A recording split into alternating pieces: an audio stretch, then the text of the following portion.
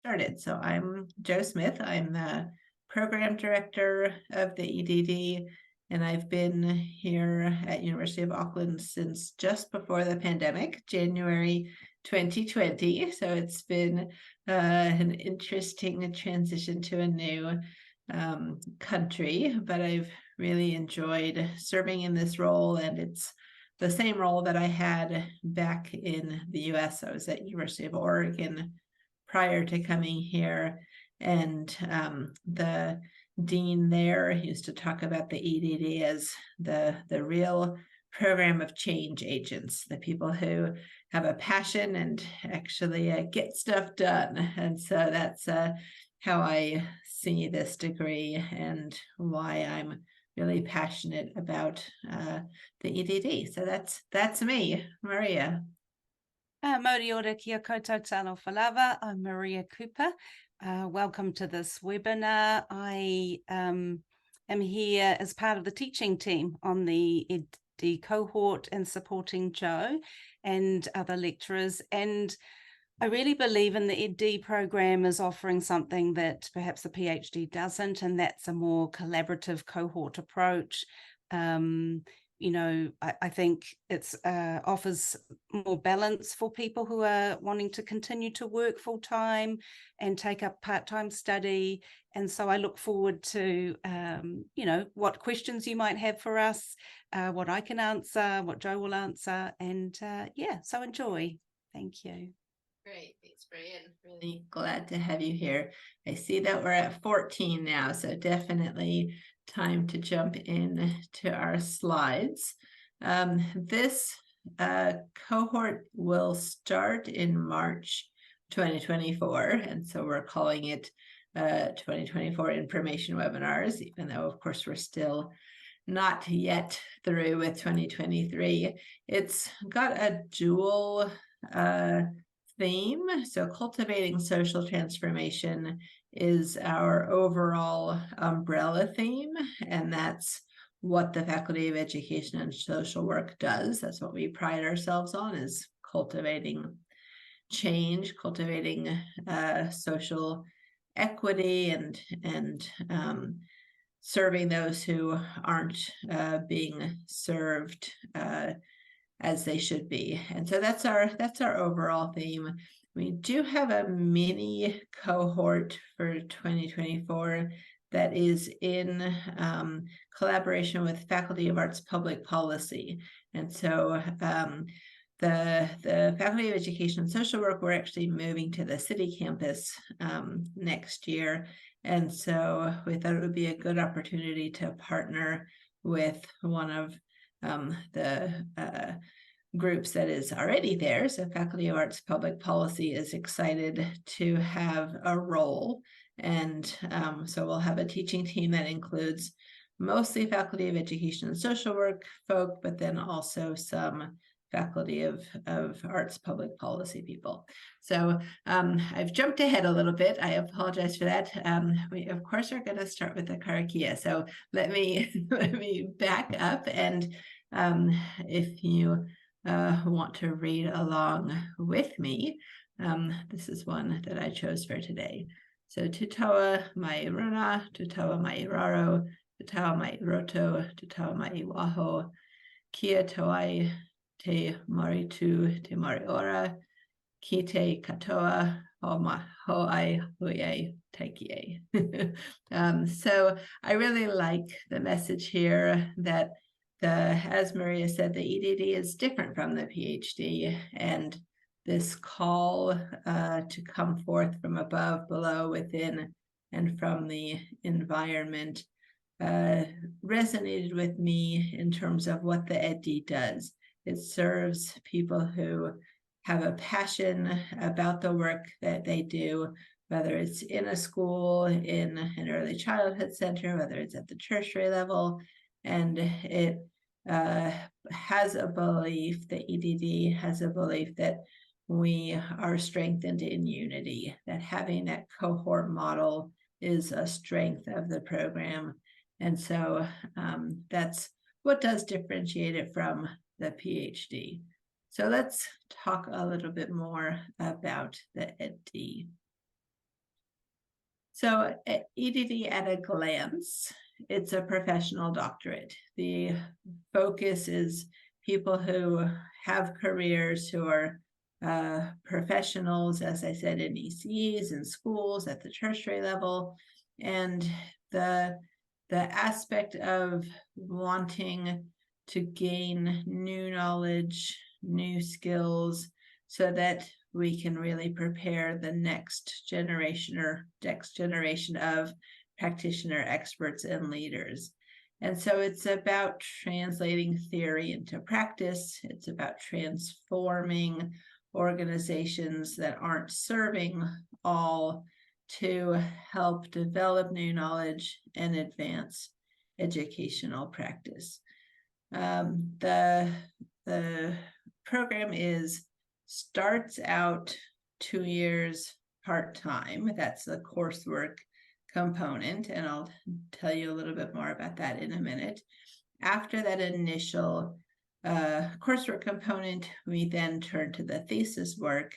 That can either be 2 years full-time, or you can continue on a part-time basis, again, with the idea that most people who do the EdD are working full-time, and so it often suits people to then do the thesis work as part-time as well.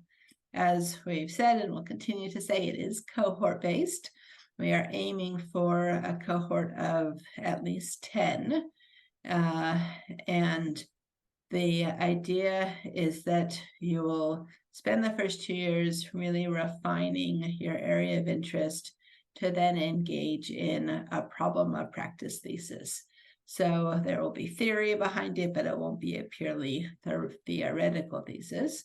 It will be the application of theory to your context, whether that's a school or a different organization.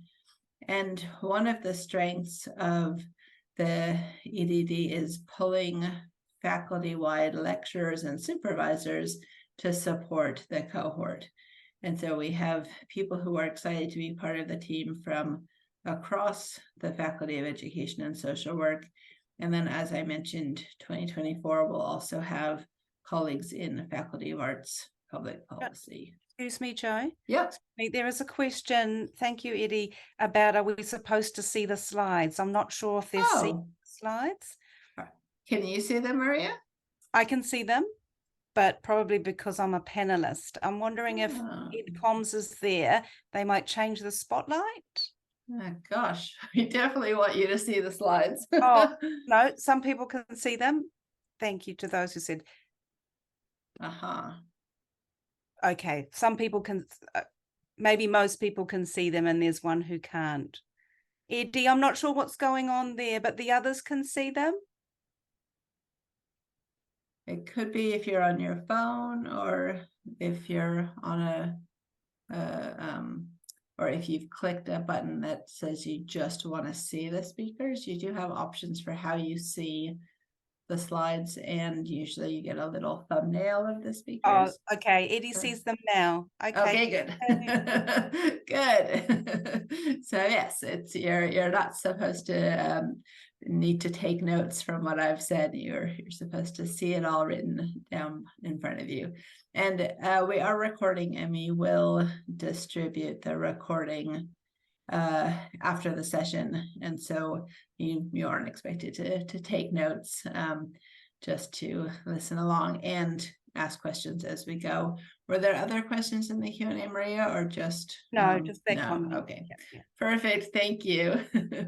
All right, so a little bit about who some of our current and former students are. Again, it's really a range of career pathways. And so Mary talks about the fact that, again, the cohort model was what supported her. And she is deputy principal at Takapuna Grammar. And so that's a common type of student who we serve in the EDD, someone who is currently a school leader or aspiring to be a school leader. And that's very common in the cohorts. we also have people like Maya who did the EDD and is at the Taitokoro campus for the Faculty of Education and Social Work. And for her, this notion of access to experts in your field. And so the thought that when you're a PhD student, it's a very individual, sometimes lonely journey. And in the ED, it is not. We have the cohort, we have access to a range of lecturers and a range of opportunities. And that's one of the strengths of the program. And then finally with Riri Petty, who is a current student, the notion of being able to advocate for whānau more effectively.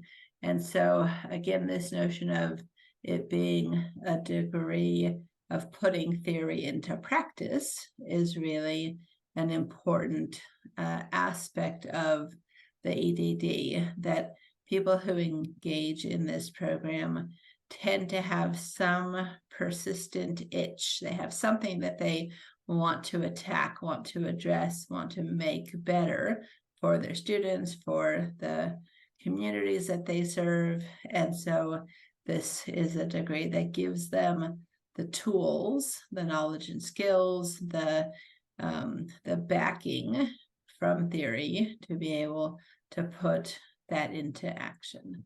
So those are a few of our graduates. And it's, again, it's a degree that serves a range of career stages and a range of reasons that people decide to do the EDD instead of the PhD.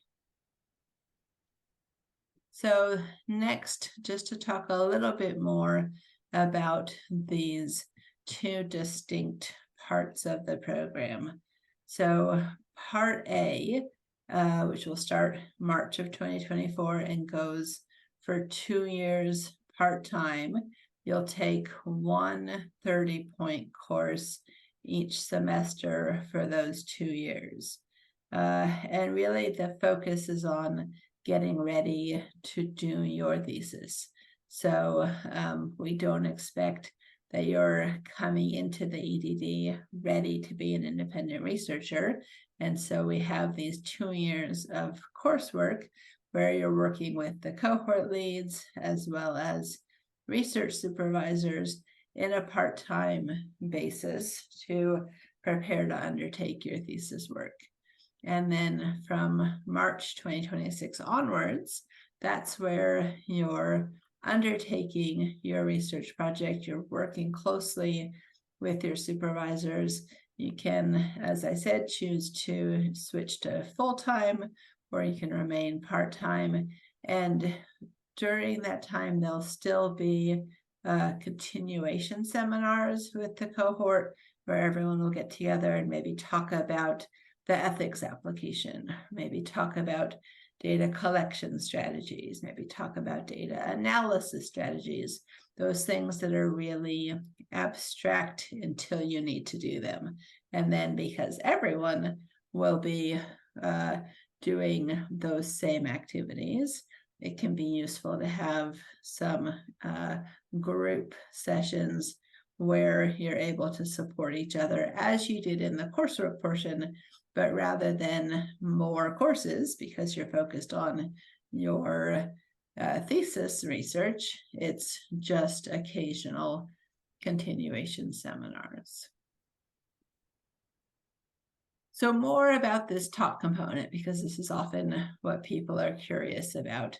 So it's, again, 2 years part-time, 1 course per semester, and we've got these 3 becoming statements: becoming critical thinkers, becoming researchers, and becoming academic writers. So everyone who comes into the EDD has unique strengths and also things that don't come as easily to them. And so having these taught components, having the 4 courses, again, in the cohort, help you really become the academic that you need to be and able to conduct an independent study for part 2. And so what does that actually mean? How do you become these 3 things? How do you become a critical thinker, researcher, an academic writer? Well, we start off by doing a lit review in the EDUC 801. That's figuring out what your broad area of interest, how you might narrow that to something more focused, what the scope of your passion may be, and see what's already known about that. What studies have been done about that topic? What work has been done both in Aotearoa and in the rest of the world that can help inform your research? And so this is the what. You do the literature review, and then in the second semester, you find a theoretical framework to help explore your topic. Then once you've got your research questions, or at least draft of the research questions, then in year 2, we build on those foundations by doing the how. So year 1 is the what, year 2 is the how. How will you actually answer the research questions you proposed? And so the first semester of year 2 is coming up with a study design. Will you do qualitative research? Will you do quantitative research? Or perhaps a combination of the 2, a mixed method study? And then in that final semester, you go back to the beginning, you pull all the pieces together, and you end up at the end of 804, the end of the second year, with a thesis proposal. And that's the progression for those first 2 years.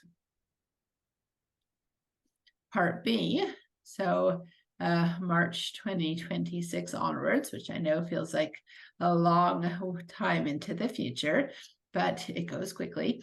At the end of the second year, you'll submit your proposal, you'll present your proposed research at a public confirmation seminar, and these are great. These are a big celebration of the work that you've done to get to that point. This is a time to share your ideas, to have your family come, your peers come, and really reflect on the work you've done in part A.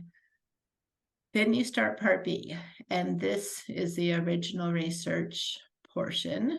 Again, it's completed independently, but you have the guidance of 2 supervisors during part B.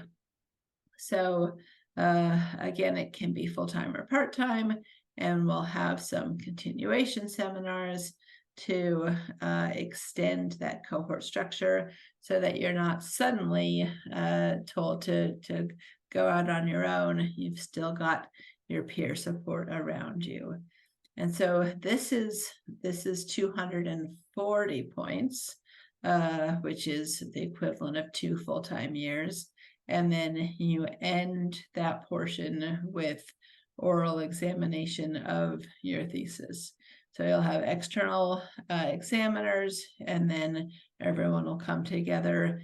And similar to the confirmation seminar that ends part A, where you're proposing a study, at the end of part B, you're saying what you found. And so it's, again, an opportunity to really celebrate the work that you've done. And by being examined by external examiners, you're being welcomed into that peer group of other academics in your field.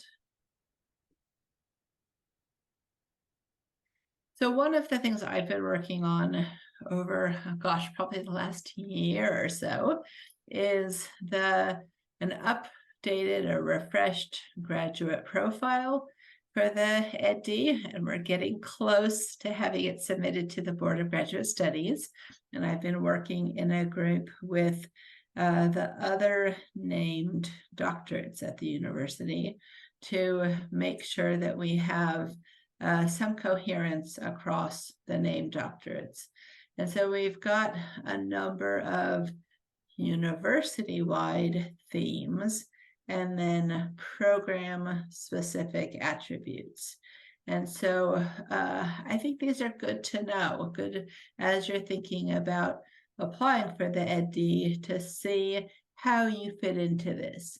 And so this is a work in progress, but it will be reflected in the coursework portion, and then should be things that you feel you've really brought out in your own work that you then continue to do after the program is over, ways to really let your new knowledge and skills shine through.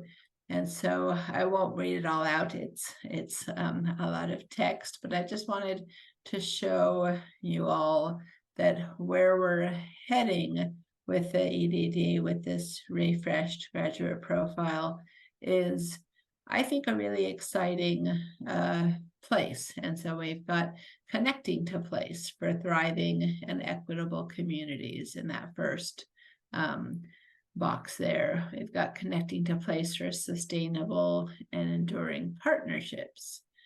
And then the graduate attributes that coincide with both of those. We've got knowledge engagement for excellent practice, robust inquiry for innovative responses.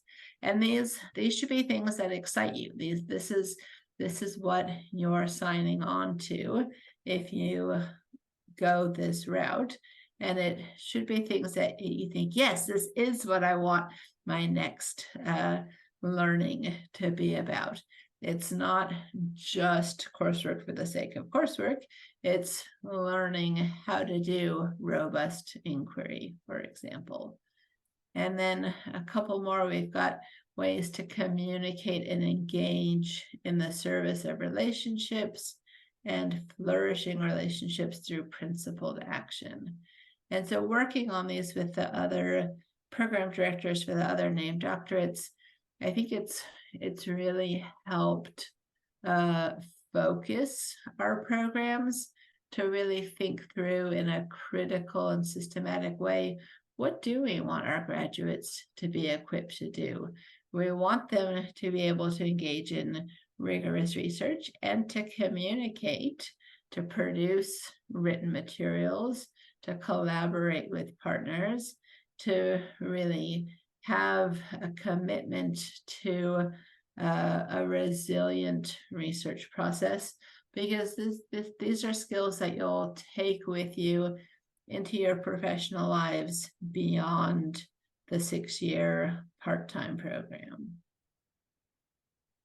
So hopefully you're now excited to jump onto the application portal. You've got time. The applications are due by the 1st of November.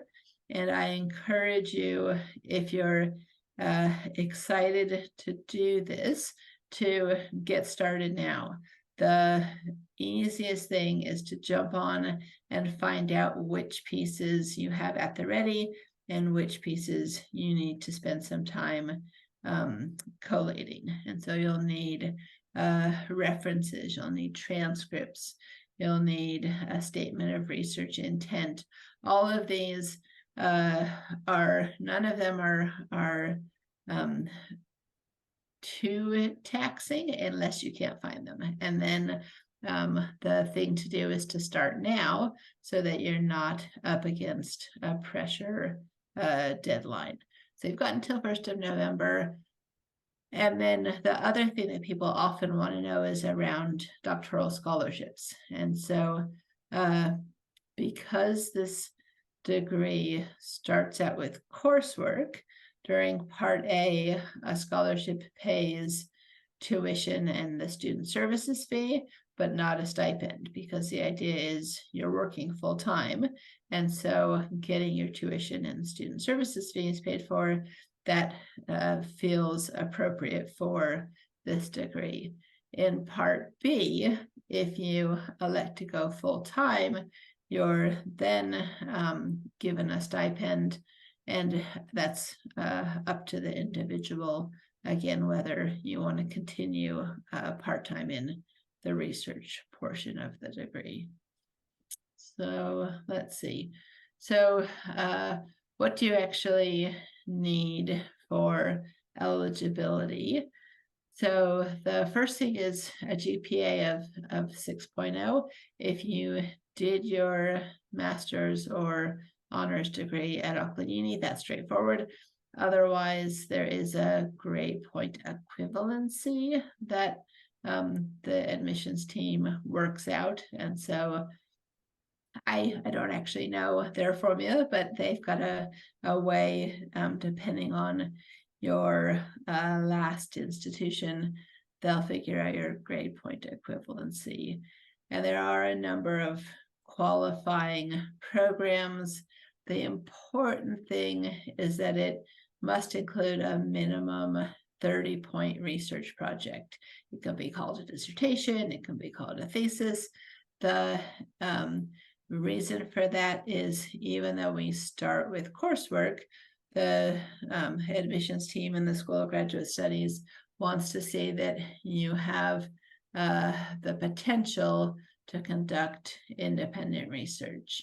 And so you need to have done some research as part of a master's or part of a bachelor honors degree.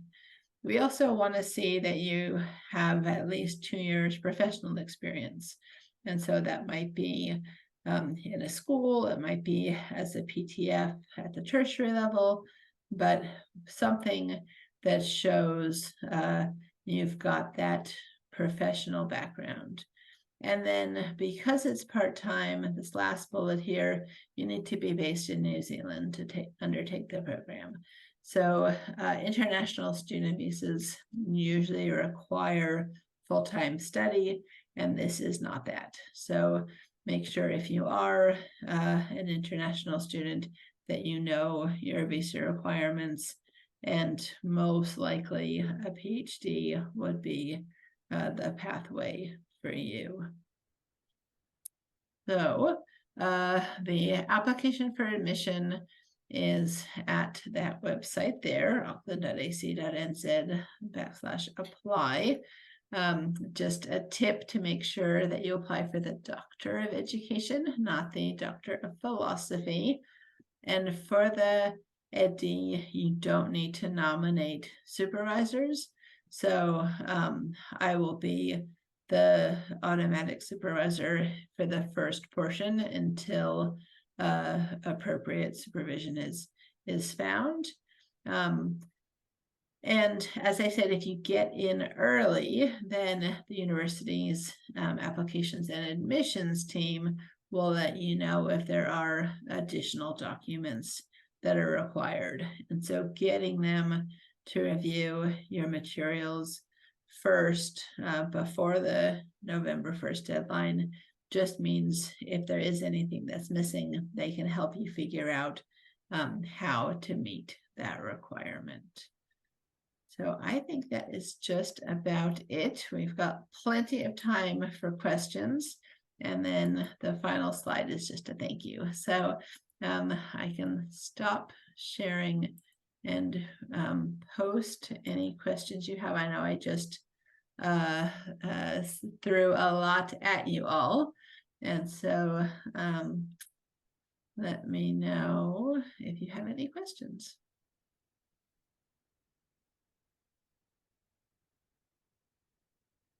There's none in there at the moment, Joe, but I have a question that people would be interested in. Yeah.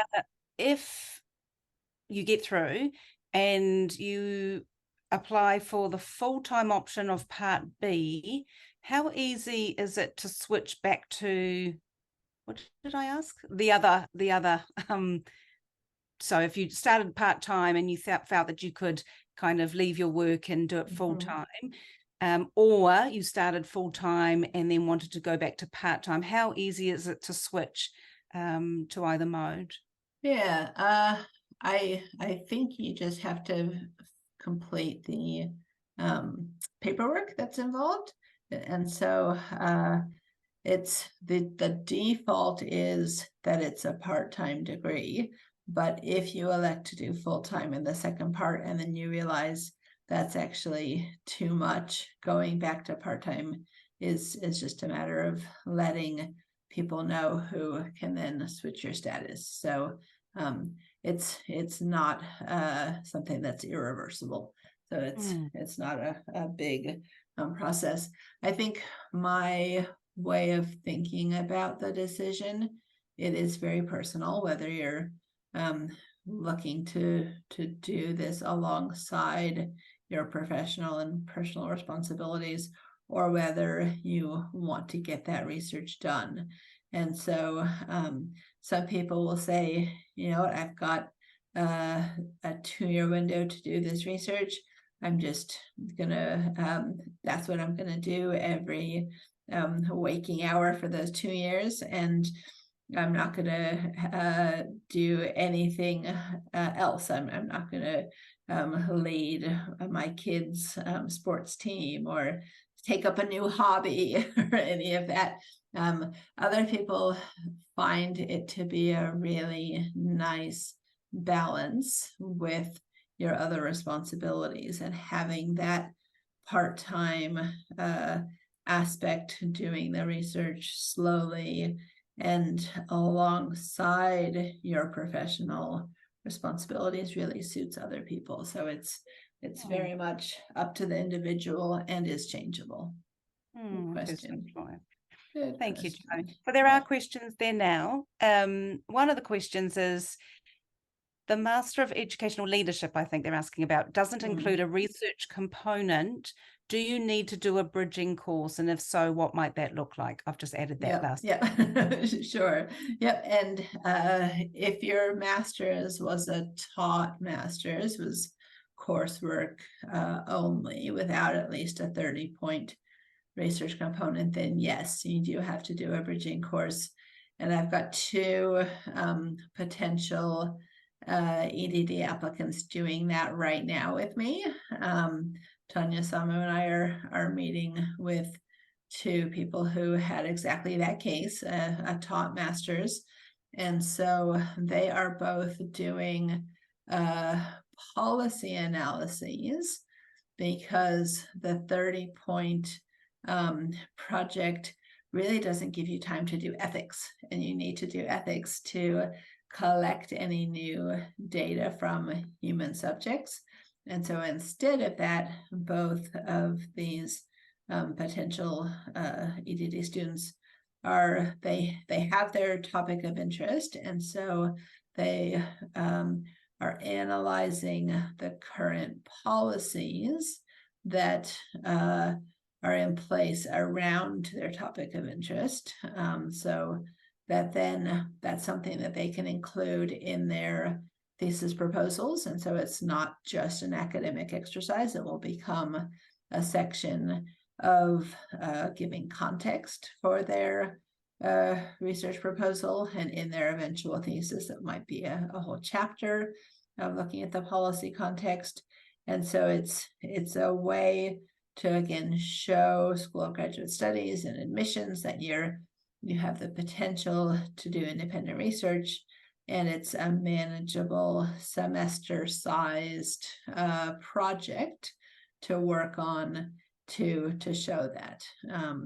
And so if that's the case, you still apply, you still submit all of your application materials into the university system, and you'll receive a conditional offer of place, with that condition being that you complete that bridging program, that 30-point research paper to a B+ or above standard.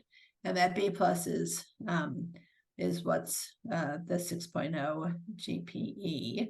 And so it's just as if you had done it as part of your master's. So really good question, Fiona. Thank you. Yeah. Okay. So the next question is, I've done a BE level 7 and an MBA in Management Information System. Can I apply? And so this one I think would be a similar response to the last one, which is if you haven't done a research component, you would need to do a bridging program. I'm not sure if either of those, I just don't know if an MBA has a research component, or the BE level 7. And so you would know best, but also admissions will look over your transcript and they'll deem whether what you've done qualifies as an independent 30-point research project. The question would be, is your previous degree in an education related field? And so if you're someone who does school finance, or who is a PTF in an MBA program, or who wants to be a PTF in an MBA program, then doing an EdD makes sense. And so it's being able to see how the EDD fits in either with your current position or the position that you aspire to, and making that case in your application. Yeah, that makes sense. Bonnie's question is similar to the one that you addressed earlier. Stephanie has a question about the proposed thesis titles. I'm assuming that means topics for the research part. And do you know where one might look for ideas for this? Where to start? What advice do you have there, Jo? Yeah, my advice is to think about that thing that wakes you up in the middle of the night, that is a persistent challenge in your context. And you don't need the final polished proposed thesis title at this stage. What you need is an area of interest. And so the statement of research intent asks you a series, it looked like I froze there for a minute. Asks you, at least on my end, asks you a series of short answer questions, and it will ask what your proposed research topic is. But I would not suggest spending time trying to come up with your final thesis title. That's not at all expected. It's perfectly fine to say, I'm interested in the teaching of writing to elementary students or primary students, or I'm interested in the experiences of first-year school leaders in rural settings. Something that gives the admissions team a sense of your interest, but you don't need to spend hours thinking about a perfect title. Just go with that area of interest, that thing that you really wish you could address, because you'll then spend the next 6 years learning to address that. Is my audio breaking up at all, Maria? Or the visual is, but not your voice. Okay, that's good. As long as you can hear me. Yeah. All right. What else is on the question list? Can you see Daniela's question? I've done an MEd of teaching practice, and our last course was research based in advanced study of education practice. Does that count as a paper? It was 30 points. Research based. With this question. Yeah.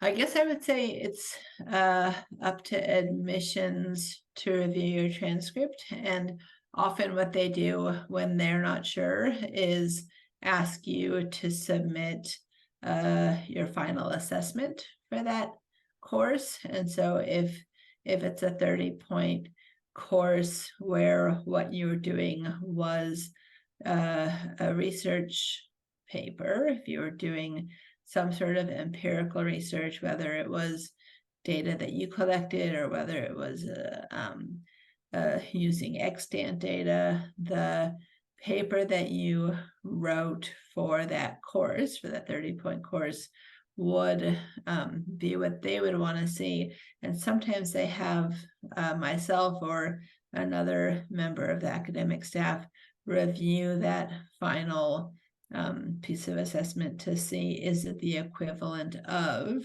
a 30-point dissertation or thesis? And so I can't answer in any general way. It will be up to each specific case, but it's certainly something that you should submit with your application. Yeah. Okay, thank you. There is a question about doing the Master of Professional Studies last year and coming out with a second class honours, second division.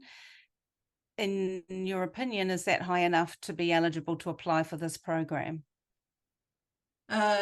Yes. So second class division 1 is the requirement. Again, the question would be if there was at least a 30-point thesis, and I think Masters of Professional Studies does have that. And so if that's the case, then you should be fine. Yep. Yeah, okay. Someone's got a question about the research paper that they were not able to do semester 2. Do we know if there's one during the summer holidays? I assume that's referring to the research methods course that people might do as part of a bridging program before this one. Oh, that's a good question. So you don't need to have taken a research methods course because 803 is a research methods course. That's part of the coursework.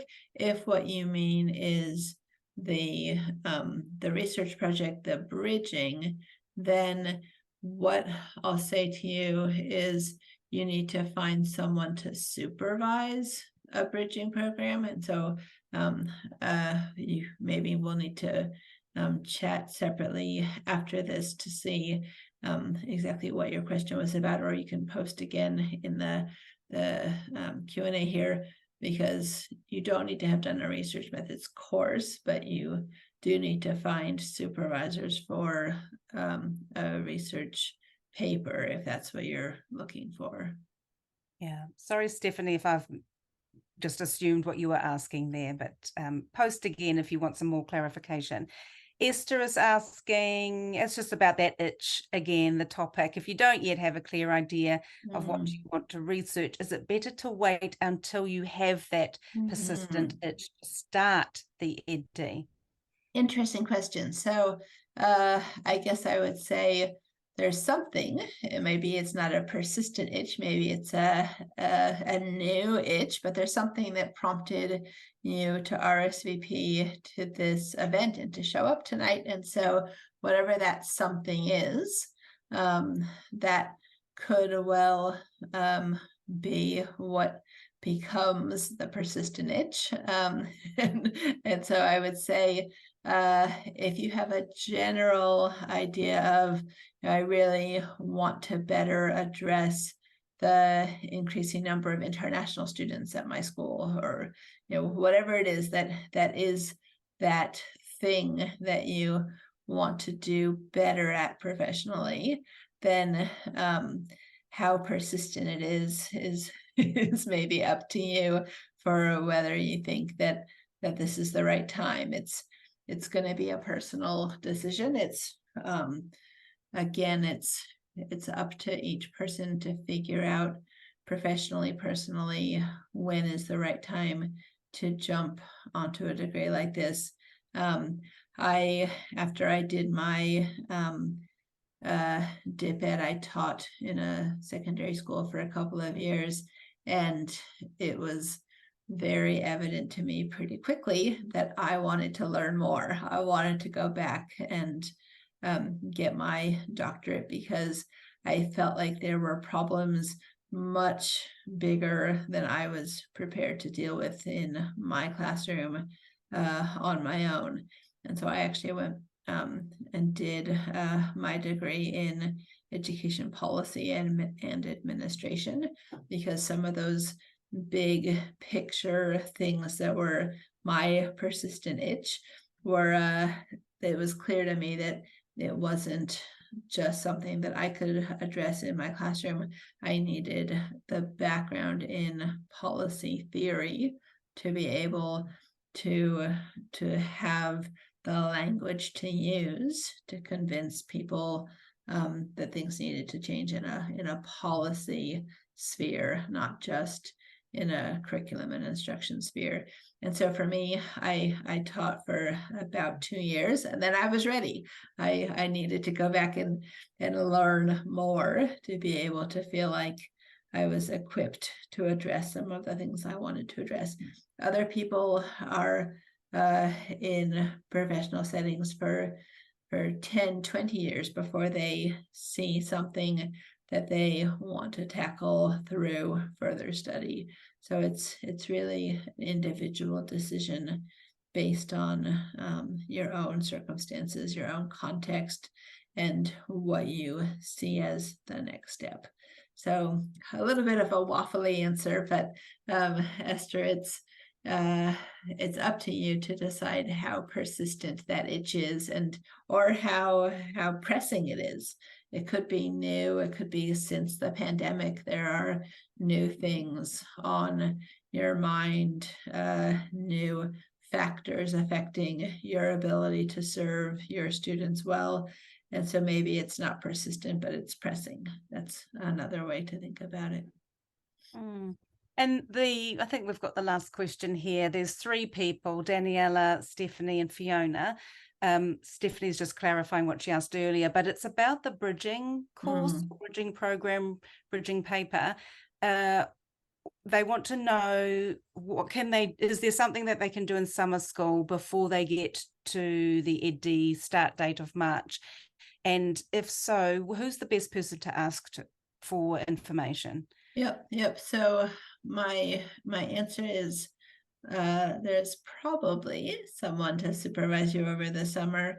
The question is finding a match between your topic of interest and an academic who will support that. And so the very first step is to put in your application, because if you're not in the system, you won't be offered a bridging program.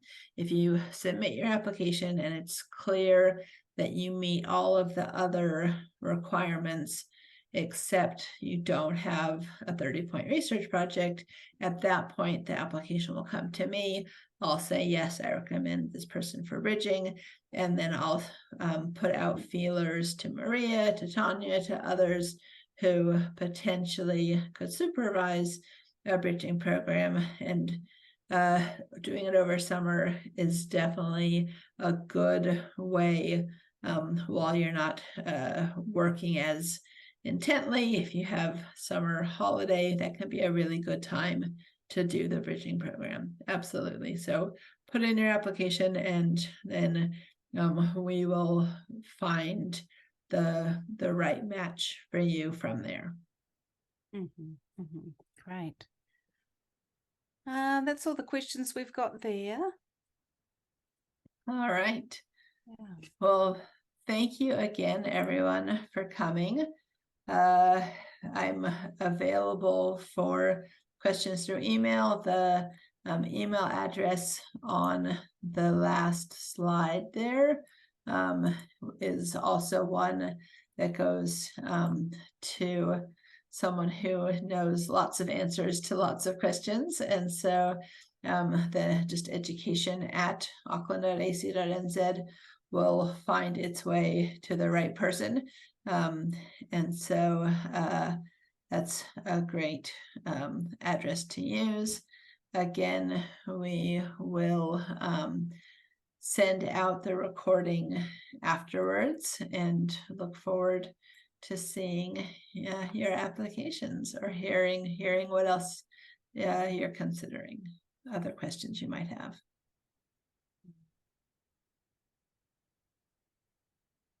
All right, I saw a hand up, but I'm not sure. Hand up? Yeah, I think if you had another question for the Q&A. Just thank you. Perfect. Awesome. Great. Well, we can go ahead and end with that.